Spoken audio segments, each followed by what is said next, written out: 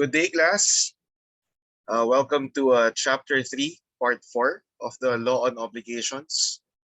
Today, we shall be discussing about obligations with a penal clause. So, penal, what do you mean by this? The first thing that comes to mind is penalty, right? And under Article 1226, the penalty and obligations with a penal clause. The penalty shall substitute the indemnity for damages and the payment of interests in case of non-compliance, if there is no stipulation to the contrary. Nevertheless, damages shall be paid if the obligor refuses to pay the penalty or is guilty of fraud in the fulfillment of the obligation. Now let's discuss this further. So what are obligations with the penal clause? It contains an accessory undertaking to pay a previously stipulated indemnity in case of breach of the principal prestation intended primarily to induce its fulfillment. So let's stop here first.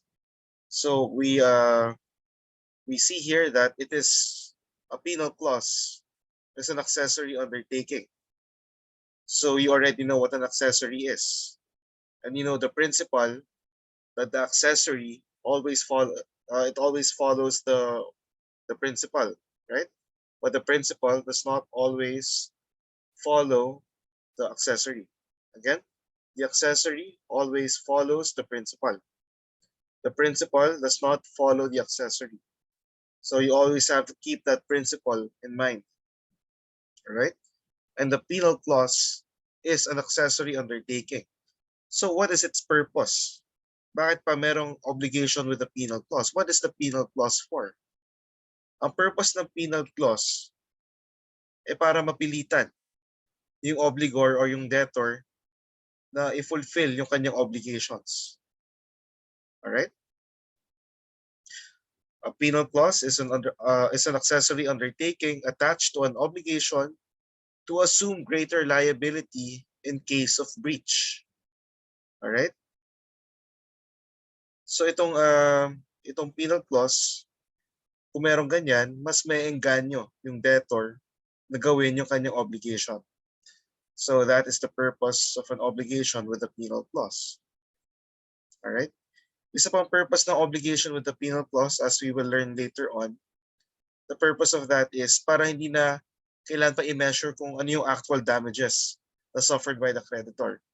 Basta merong violation ng performance ng obligation, the debtor is obliged to pay the penalty stipulated in the penal clause. All right? So purposes of penal clause: to ensure performance by creating an effective deterrent against breach, para maengganyo yung debtor na gawin yung kanyang obligation. Number 2, to substitute a penalty for the indemnity for damages and the payment of interests in case of non-compliance, or to punish the debtor for the non-fulfillment or violation of his obligation. So we see here to substitute a penalty for the indemnity for damages. Alright? So para hindi na kailangan pa i-measure yung actual damages. Okay? Because kung walang penal clause and the debtor violated this undertaking, the debtor did not fulfill his obligation, you as a creditor, pwede mo kasuhan yung debtor, no, to fulfill his obligation. Let's say you want to recover damages, you have to prove the actual damages. Okay? So itong penal clause, parang itong penal clause, yan yung tatayo na ito yung babayaran mo kapag hindi mo ginawa yung obligation mo. So it's supposed to make the lives of the parties easier. The penalty substitutes for damages and interests. Penalty takes the place of the indemnity for damages and the payment of interests in case of non-compliance. proof of actual damages suffered by the creditor is not necessary.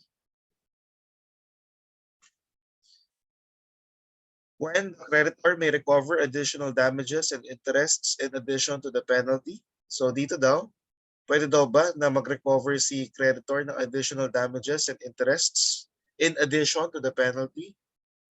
As a general rule, hindi. Alright, the exceptions are when so stipulated by the parties. Pag pinag-usapan nila na in addition to the penalty, liable ka pa rin for additional damages and interests. Kapag pinag-usapan. Number 2, when the obligor refuses to pay the penalty, in which case the creditor may recover legal interest thereon. O dito meron ng interest, meron ng legal interest because kahit merong penal clause, hindi naman binabayad ni debtor yung penalty. Alright? So in this case, the creditor may recover additional damages and interests in addition to the penalty. Number 3, when the obligor is guilty of fraud in the fulfillment of the obligation, in which case the creditor may recover damages caused by such fraud. Alright? So pwede, kung merong fraud, you already know what fraud is. Right? So kung meron ng fraud, the creditor may recover additional damages and interests in addition to the penalty.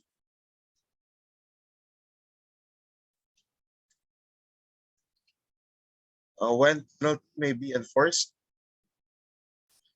only when it is demandable, only when there is a breach of the obligation, only when the obligation is not contrary to law, morals, good customs, public order, or public policy.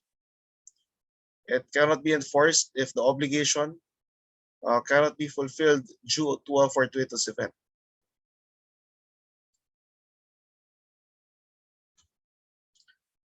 The penalty is not a substitute for performance. All right? The debtor cannot just pay the penalty instead of performing the obligation, except when that right has been granted to the debtor. So listen here, class. Hindi pwedeng sabihin ni debtor kay creditor na, o teka, imbis na gawin ko yung obligation ko, magbabayad na ako ng penalty. It's not supposed to work that way. No? Kaya nga merong penal clause, kaya merong penalty. The purpose of that is to encourage the debtor to fulfill his obligation. Okay? So hindi talaga pwede na pipiliin na lang ni debtor na magbabayad na lang ng penalty. Pwedeng mangyari yun, pwedeng ganon kapag pinag-usapan yun ng mga parties. Alright? Because the purpose of the penalty is to secure compliance with the obligation. That's here, class, no? If the debtor is allowed to pay the penalty instead of the principal obligation, this would make the obligation an alternative obligation. Don't forget your alternative obligation. Several prestations are due, but the performance of one of them will suffice. Magkaiba ang alternative obligation sa obligation with a penal clause. Alright? Iba rin ang facultative obligation. Sa facultative obligation, only one prestation is due, but the debtor may substitute another if he so chooses. Alright? Ang obligation with the penal clause, isa lang talaga yung prestation. Kapag nag-violate siya doon, he will have to pay the penalty agreed upon by the parties. Alright? The penalty is demandable without need of proof of actual damages. All that needs to be proven is the violation of the obligation by the debtor. It is not necessary to provide evidence to prove actual losses and damages suffered by the creditor. One of the reasons of fixing the penalty is to avoid necessity of proving actual damages in court, because that is too costly, that is too tiresome. Alright? So pwedeng when you enter into an obligation, let's say ikaw yung creditor, maglagay ka na lang ng penal clause. It's to encourage the debtor to fulfill his obligations. The creditor may enforce the penalty whether he or she suffered damages or not. but he cannot recover more than the stipulated penalty even if he proves that the actual damages exceeds the penalty. All right? So for example, class, no, let's say ang obligation is to pay 100,000 pesos. Tapos ang penal clause, kapag hindi nabayaran to on time, without need of demand, mayroong penalty na 10,000 pesos. Okay? Or let's say nagkaroon ng damages, no? Sabihin natin worth because of non-payment, let's say nagkaroon ng damages worth so much, no? So basta kung ano yung napag-usapan na worth less than 10,000 pesos yung damages, ang babayaran pa rin is yung stipulated penalty na 10,000 pesos. Okay? However, in the exception where damages may be recovered in addition to the penalty, the creditor must show proof of actual damages. So this only applies dun sa exception kanina na where damages may be recovered in addition to the penalty. All right? In this case, the creditor must show proof of actual damages. When the penalty may be reduced by the courts, number one, when there is partial or irregular performance. It refers to extent of the fulfillment. There is partial performance. So kumbaga meron ng nasimulan na. Right? Hindi lang natapos. Example, X agreed to construct the house of Y within 4 months for 1 million pesos. In case of non-compliance with the obligation, X will pay a penalty of 100,000 pesos. So yun yung usapan nila, no? Yun yung kontrata nila. In case of non-compliance with the obligation, X will pay a penalty of 100,000 pesos. Except for finishing touches, so nagawa niya yung bahay, natapos na, no? Except for finishing touches. X practically completed the construction of the house after 4 months. It is clearly unfair for Y to exact the payment of the full amount of 100,000 pesos as penalty. In this case, the court may mitigate the penalty considering partial performance. So, class, this will be on a case-to-case basis depending upon the appreciation of the court, depending upon the appreciation of the judge. In this case, nagawa niya yung bahay, kulang lang ng finishing touches. Alright?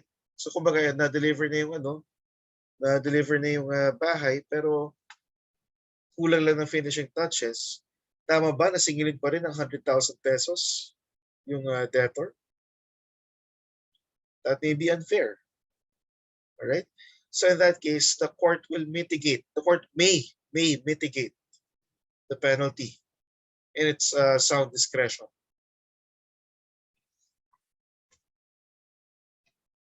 So another situation where the penalty may be reduced by the courts when the penalty agreed upon is iniquitous or unconscionable. Masyadong malaki, masyadong unfair. Alright? Minsan class, no, may mga nagpapautang, no? Pag hindi ka nakabayad on time, magugulat ka, laki ng sinisingil masyado. Alright? Sasabihin, teka, kontrata natin yan. Nakapirma ka dyan. O dyan papasok yung medyo panggigipit, no, ng iba na nagpapautang. So yun, no? It refers to a manner or fulfillment subject to equitable reduction. Okay?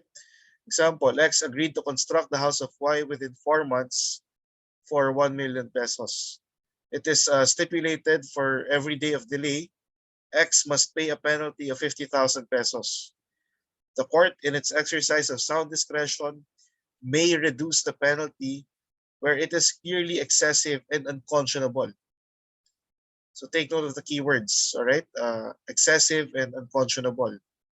Sobra-sobra. Okay? Masyadong mataas.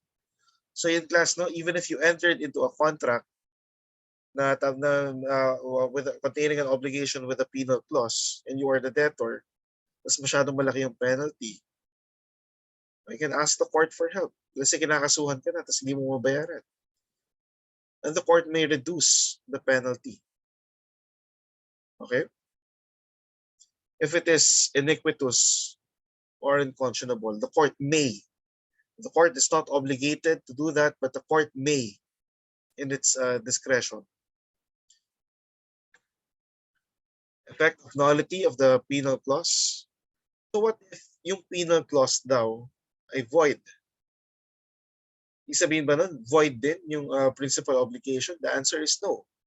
Because of the principle that the accessory follows the principal and the principal does not follow the accessory. All right? Now, what is the penal clause? The penal clause is the accessory. All right? So kung void yung penal clause, hindi ibig sabihin void na rin yung principal obligation. Okay? Pero kung void yung principal obligation, then by the principle of the accessory follows the principal, the penal clause, the accessory undertaking, it also becomes void. Okay? Kapag void din yung principal obligation. Now let's discuss this. So the principal does not follow the accessory. If only the penal clause is void, the principal obligation remains valid and demandable. The penal clause is just disregarded. The injured party may still recover indemnity for damages in case of non-performance of the obligation. Okay? Kasi valid yung principal obligation. Alright? Tapos makaka-recover pa ng indemnity. Hindi sabihin kapag void yung penal clause, wala na pwede maging indemnity for damages, pwede pa rin. Hindi lang susundin yung penal clause. Example, S agreed to sell merchandise to B. It is stipulated that in case of default, S will deliver a prohibited drug as a penalty. So ito class, no, himayin natin. Ang principal obligation is to sell merchandise to B. Tapos ang penal clause, kapag hindi to ginawa ni S will deliver a prohibited drug as a penalty. In this case, the obligation to sell licit merchandise remains valid.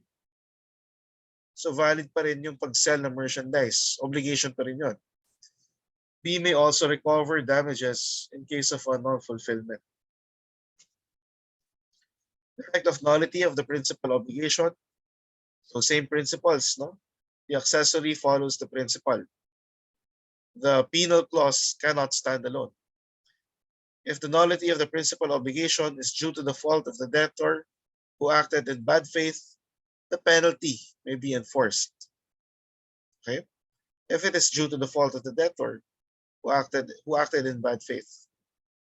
Example, S agreed to deliver to B 2 grams of prohibited drugs. The contract carries a penal clause to the effect that in case of non-compliance, S would pay a penalty of 50,000 pesos. In this case, the nullity of the principal obligation carries with it that of the penal clause, even if the penal clause is valid. The accessory follows the principal. So class, take note, itong example nito. So what is the principal obligation? It's to deliver drugs.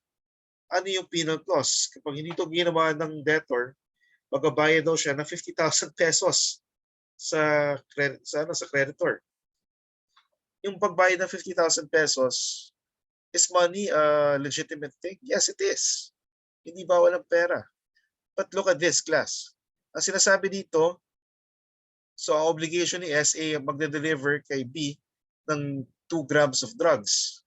Ngayon, ang usapan daw nila, kapag hindi to ginawa ni S, kailangan bayaran ni S si B ng 50,000 pesos.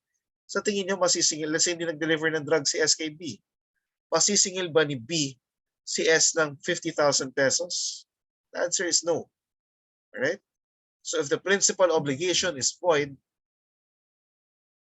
likewise, the accessory undertaking the penal clause in this case is also void. All right? Okay, class, that's it for this video. We shall be discussing about chapter 4 next. Take care, God bless, and keep safe.